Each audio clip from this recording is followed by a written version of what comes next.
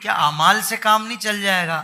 محبت اہل بیت ضروری ہے. مطلب یہ لوگ اس طرح کے جو ہمیں نظر آتے ہیں ان کے رویے نا، تو ہمیں یہ پوچھنا پڑتا ہے کہ بھائی علماء سے پوچھ کے ان کو بتائیں کہ بھائی یہ معاملہ ہے کیا ویسے.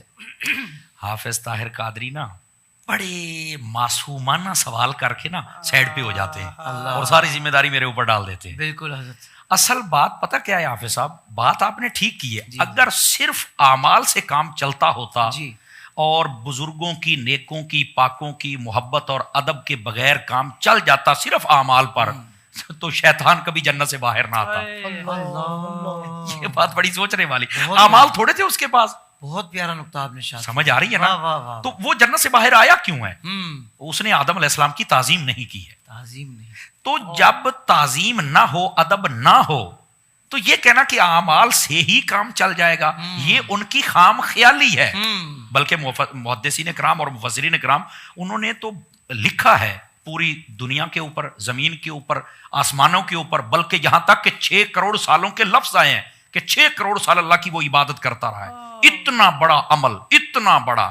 لیکن ہوا کیا ہے کہ جب اس کے پاس محبت نہیں تھی، ختم ہو گیا. اچھا، بالخصوص آج چونکہ ہمارا موضوع محبت اہل بیت ہے، تو محبت اہل بیت جن لوگوں میں نہیں ہوتی نا، وہ بس اوقات کہتے دیکھو ہم نماز پڑھتے ہیں، ہمیں تم دیکھو ہم جناب تبلیغ کرتے ہیں، ہمیں تم دیکھو ہم مدرسے بناتے ہیں، ہمیں تو ہم یہ. بھائی یہ تو سارا کچھ کرتا ہے، تو اپنی جیب سے تھوڑے کرتا ہے. یہ بات تو لوگوں کے فنڈ پہ سارا کچھ کر رہا ہے. سمجھ آئی نا جی؟ لیکن یہ ایک اس کے تو جواب الگ دے گا.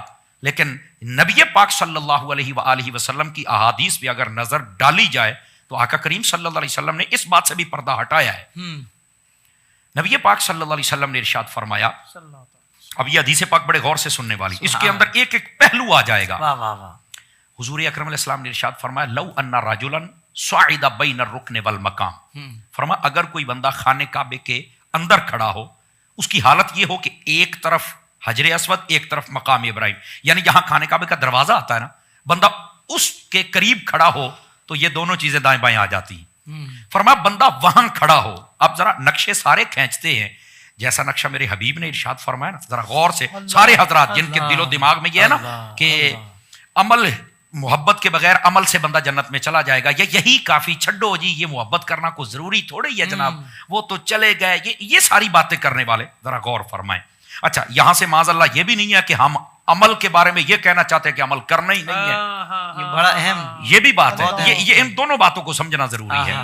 یعنی یہ لازم و ملزوم چیزیں ہیں. عمل کرنا ہے تو محبت ساتھ، محبت کرنی تو عمل سے، ان دونوں کو اکٹھا کریں. اچھا، نبی پاک علیہ السلام نے ارشاد فرمایا اگر کوئی بندہ خانہ کعبے کے اندر کھڑا ہو، ایک طرف حجر اسود اور ایک طرف مقام ابراہیم ہو، وہاں پر کیا کر رہا ہو؟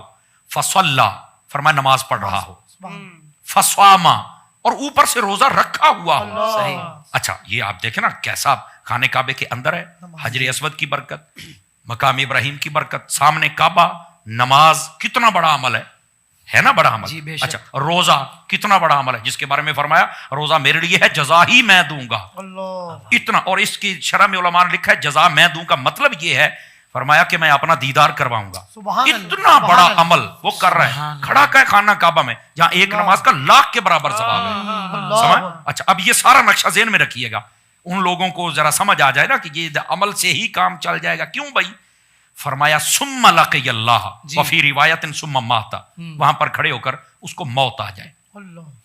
اب آگے والی روایت پڑھنے سے پہلے میں پوچھنا چاہتا ہوں اپنے ناظرین سے بھی اور حاضرین سے بھی، ایسے بندے کو جنت میں جانا چاہیے کہ نہیں جانا چاہیے؟ سادہ سی بات ہے، جنت میں جانا چاہیے. بھائی خانہ کعبے میں حجر اسود کی برکات، مقام ابراہیم کی، کیوں حضرت؟ خانہ کعبہ اس کے سامنے ہے، روزہ رکھا ہوا، نماز پڑھی ہوئی ہے. پر میرے حضور نے یہ ساری باتیں ارشاد فرمانے کے بعد کمال کر دیا. آپ نے کیا ارشاد فرمایا؟ فرمایا وَهُوَ مَبْغُوضٌ لِآلِ محمد. یہ مختلف الفاظ روایت ہے، کہاں اہل بیت کے لفظ بھی. فرمایا کہ اس کی حالت یہ ہو، اس نمازی کی، اس حاجی کی، اس روزے دار کی حالت یہ ہو کہ اس کے دل میں میری اہل بیت کا پیار نہ ہو. فرمایا قد دخل النار، سیدھا جہنم میں جائے گا. کہاں ہیں وہ لوگ؟ ذرا لائن بنائے نا، مجھے اس بات کا جواب دے. کہاں ہے تمہارا عمل؟